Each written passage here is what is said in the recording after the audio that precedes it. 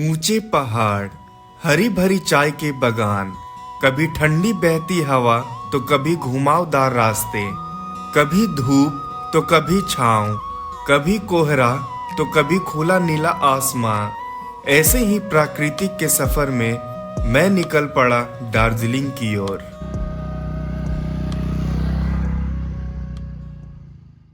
Hello guys, मैं हूं सौरभ और स्वागत है आपका मेरे YouTube channel things in detail पर। एक बार फिर लेकर आया हूं एक नई वीडियो जिसमें मैं आप लोगों को हमारे भारत का एक खूबसूरत हिल स्टेशन दार्जिलिंग की पूरी टूर प्लान बताने वाला हूं। जैसे कि कैसे जाएं, कहां रुकें, कितने खर्च होंगे, यहां आने का बेस्ट टाइम क्या है और ढेर सारी जानकारी के साथ यूजफुल टिप्स देने वाला हूं। वीडियो को शुरू करने से पहले चैनल को सब्सक्राइब जरूर करें और साथ में बेल आइकन दबाना ना भूलें। तो चलिए शुरू करते हैं। दार्जिलिंग हिमालय रेंज में लोकेटेड है। यहाँ से कंचनजंगा का व्यू बहुत ही खूबसूरत लगता है, जो दुनिया की तीसरी सबसे बड़ी हिमालय की चोटी है। दार्जिलिंग अपनी प्राकृतिक सुंदरता, बर्फ से ढके हिमालय और चाय के बागानों के लिए मशहूर है। यहाँ हर साल देश विदेश से लाखों टूरिस्ट आते हैं। दार्जिलिंग सी लेवल से 2134 मीटर की ऊंचाई पर सिचुएटेड है और इसकी बाउंड्री भूटान, नेपाल और बांग्लादेश से मिलती है और यहाँ नेपाली और बंगाली भाषा ज्यादा बोली जाती है। दार्जिलिंग कैसे पहुँचे?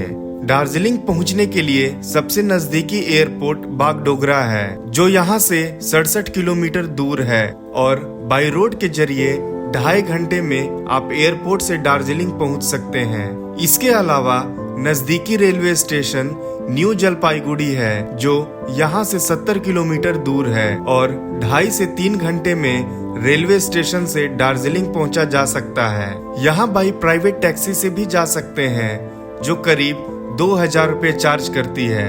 अगर आप कम बजट में जाने की सोच रहे हैं तो सिलीगुड़ी से बाई शेयर टैक्सी, जिसका 400 रुपये चार्ज है, और बाई लोकल बस से भी आप पहुंच सकते हैं, जिसकी 200 रुपये चार्ज लगती है। एंड लास्टली, दार्जिलिंग की सबसे फेमस टॉय ट्रेन, सिलीगुड़ी और दार्जिलिंग के बीच चलने वाली ट्रेन के थ्रू दार्जिलिंग पहुंचने में 7.5 घंटे का समय लगता है। यह ट्रेन सिलीगुड़ी से सुबह 10 बजे प्रस्थान कर शाम में 5:30 बजे दार्जिलिंग पहुंचती है और इसकी प्राइस 1400 रुपये for non AC chair car और 1500 रुपये फॉर एसी चेयर कार है।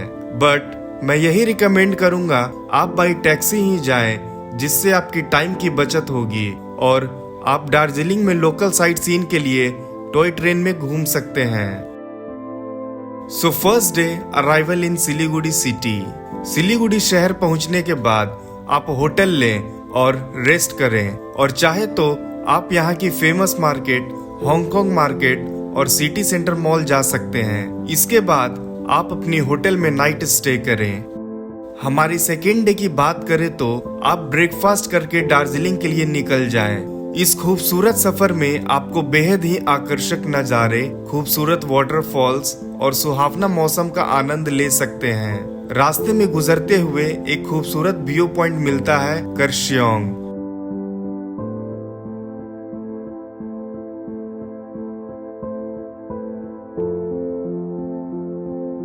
करीब 3 घंटे सफर करने के बाद पहुंचते हैं दार्जिलिंग। यहाँ पहुंचने के बाद आप अपनी होटल में चेक इन कर लें और फ्रेश होकर आप सबसे पहले रॉक गार्डन के लिए निकले। शहर से करीब 3 किलोमीटर की डिस्टेंस है और इस गार्डन को देखने के लिए आपको थोड़े खराब रास्ते मिलेंगे, पर इस खराब रास्ते के साथ एक अमेजिंग व्यू देखने को मिलेगा। रॉक गार्डन को बारबोटी रॉक गार्डन नाम से भी जाना जाता है और दार्जिलिंग जाने वाले हर टूरिस्ट को इसे एक बार जरूर देखना चाहिए। यह गार्डन हरी भरी चाय के बागानों से घिरा हुआ है और वैली का सुंदर दृश्य पेश करता है। पार्क के अंदर एक अमेजिंग रॉक वाटरफॉल्स और एक लेक है और टूरिस्ट यहाँ से एक आश्चर्यजनक दृश्यों का आनंद ले सकते हैं। इसकी टिकट प्राइस की बात करें तो 50 रुपए पर पर्सन है।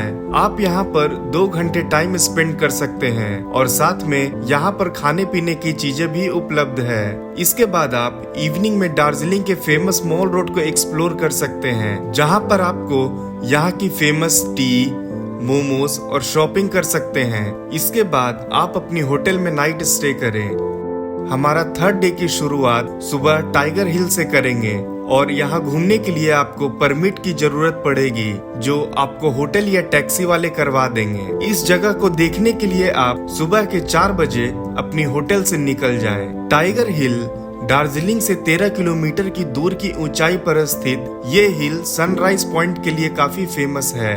ये हिल शानदार स्थलों में से एक है, जहाँ से आप बर्फ से ढकी कंचनजंगा की पीक के साथ सनराइज का अद्भुत नजारा देख सकते हैं। यहाँ पर बड़ी संख्या में टूरिस्ट को टाइगर हिल अपनी ओर आकर्षित करता है। टाइगर हिल का मौसम सुबह सुबह काफी ठंड रहता है, इसलिए विंटर कपड़े साथ जरूर लेकर जाएं। और यहाँ एंट्री टिकट प्राइस 20 रुपए है।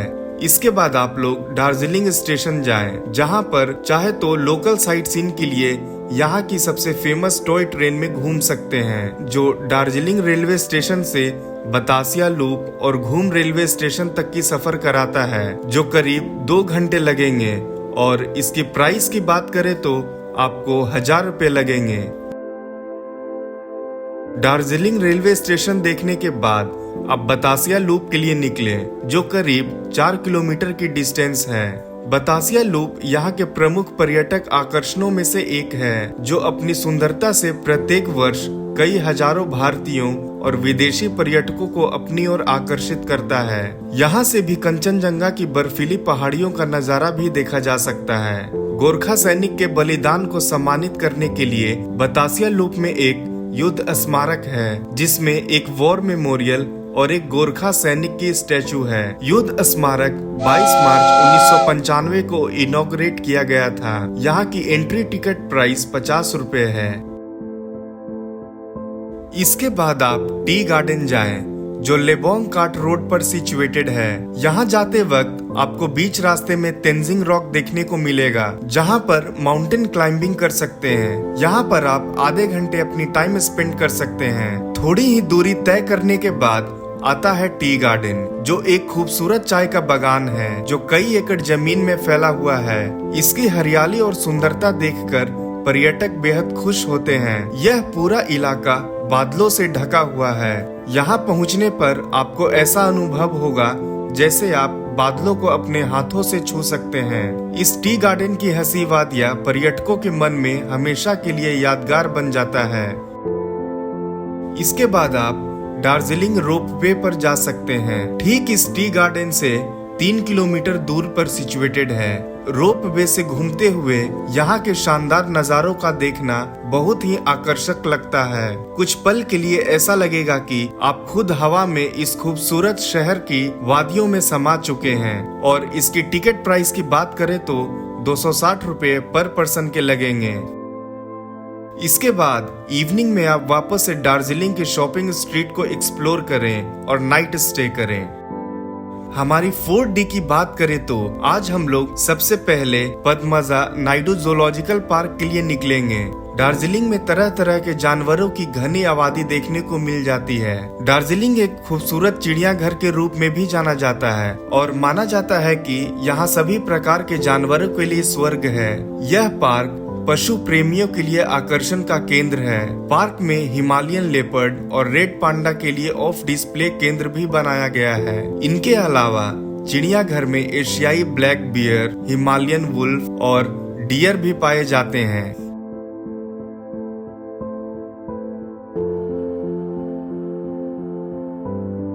इस जूलॉजिकल पार्क के अंदर एक हिमालयन माउंटेनियरिंग इंस्टीट्यूट है। यहाँ के इतिहास के बारे में बताते चले कि 1953 में माउंट एवरेस्ट की चढ़ाई करने में विजयी होने के बाद एडमंड हिलेरी को इंग्लैंड की महारानी द्वारा नाइट की उपाधि दी गई थी।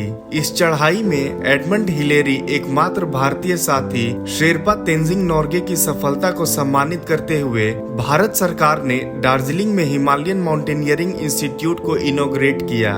यहाँ पर स्टूडेंट्स के लिए रेसिडेंशियल स्कूल, ट्रेनर्स के लिए स्विस स्टाइल में बने घर, एक म्यूजियम जहाँ माउंटेनियरिंग आर्ट वर्क और कई कैंपियंस के प्रदर्शन लगे हुए हैं और साथ में एक रेस्टोरेंट भी मौजूद है। यहाँ की टिकट प्राइस की बात करें तो आपको 100 रुपए पर पर्सन लगेंगे।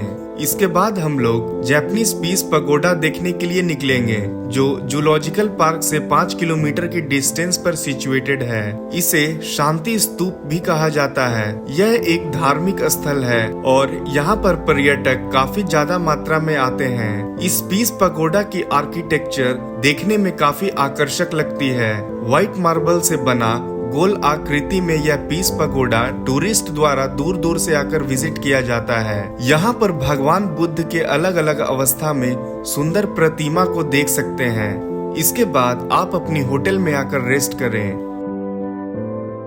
दार्जिलिंग में खाने पीने के लिए बहुत सारे रेस्टोरेंट्स मिल जाएंगे।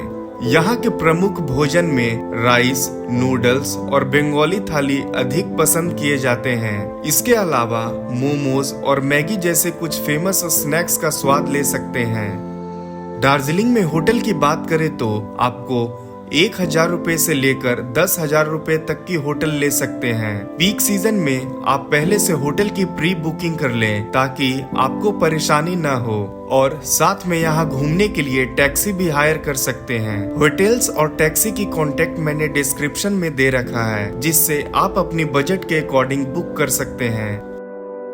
हमारी डे 5 की बात करें तो आज हम लोग अपने ट्रेन या फ्लाइट टाइम के अकॉर्डिंग सिलीगुड़ी वापस लौटेंगे, और यहाँ घूमने का जो बेस्ट टाइम है वो है अप्रैल से जून तक की, where you can find pleasant weather. यहाँ घूमने की ओवरऑल बजट की बात करें तो मिनिमम 10 से 12,000 रुपए लग सकते हैं। ये थी हमारी दार्जिलिंग की पूरी टूर प्लान। अगर वीडियो अच्छा लगा हो तो लाइक और चैनल को सब्सक्राइब जरूर करें।